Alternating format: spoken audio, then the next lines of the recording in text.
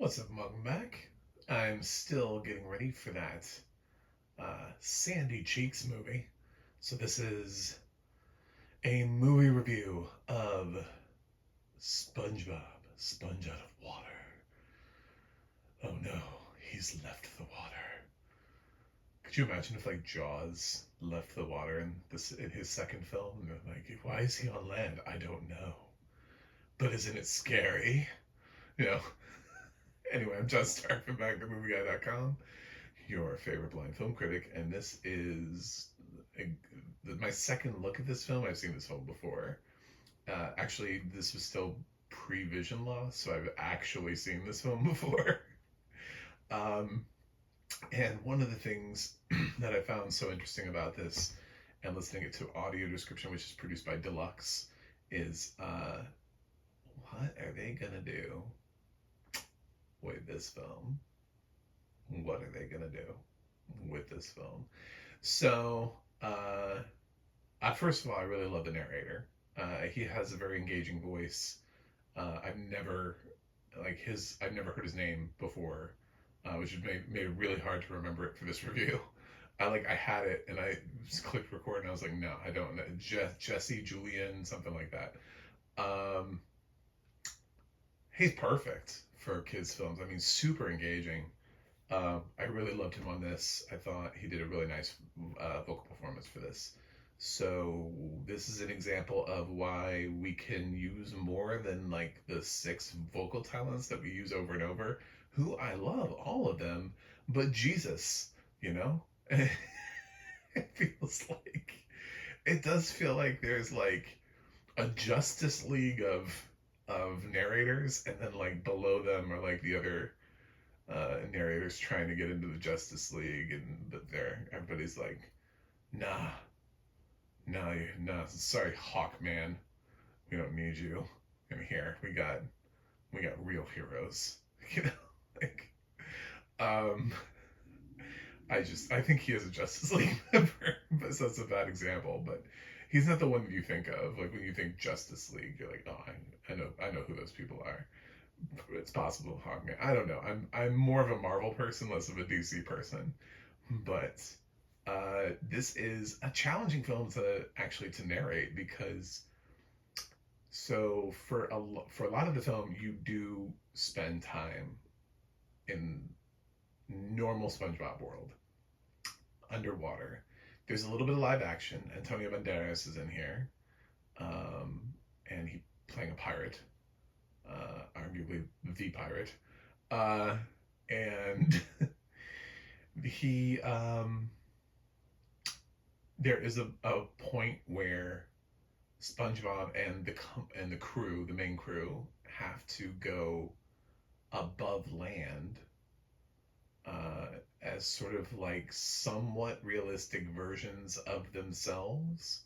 What it is it's just like 3D computer animated versions of themselves, but they're interacting with the real world.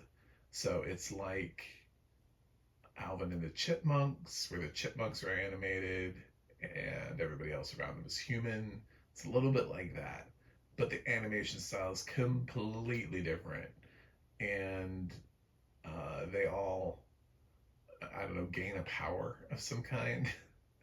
It's very weird. It's a SpongeBob movie. It's not really expected to be.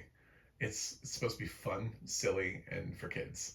So, but I didn't know how they were going to handle that transition, and I felt like not well.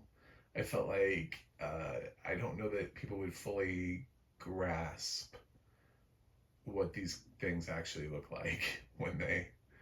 It was a little weird. It was a little weird seeing that in theaters and seeing the change in the character, because they don't stay 2D animated. They become 3D, and 3D SpongeBob, 3D Patrick, 3D Mr. Krabs, all that stuff looks pretty weird. Obviously, realistic Sandy is a lot easier to do, but so it deals with, there's been a theft at Mr. Krabs, and Mr. Krabs thinks it's SpongeBob, but really there's this like nefarious plot, and uh, SpongeBob goes about and on a journey, which eventually leads into Plankton, thinking Plankton's the mastermind, but then Plankton's like, what have I done? And I've turned my back on my people, and then sort of becomes a hero. It's a weird sort of journey for Plankton too in this film, especially considering the journey he normally has in the TV series and also in the first movie. And then they find out they have to go to land to retrieve what they need, and there's a pirate, and I don't know. It's all silly. It's never none of this is ever really fully makes sense. It's all sort of like, well, this will be kids will like this. It's goofy. It's funny, and I feel like this whole film was based on the predication that 3D SpongeBob will bring audiences in, which it did. It was a hit. So um, I think the narration here is really good. Otherwise, like I think it's really well done, really well written, and there were little moments that I really enjoyed. Uh, uh, there's a moment where like Sandy comes up and she's just like a ball of fluff, and I kind of liked that description for her. Uh, it's just, and the narrator choice is excellent. I think that that surprised me because it was like a voice I hadn't heard and I thought was amazing.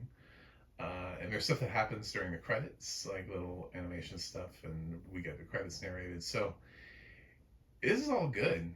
I'm happy with it. Um, but I like SpongeBob, even though I didn't grow up and watch every single episode of SpongeBob.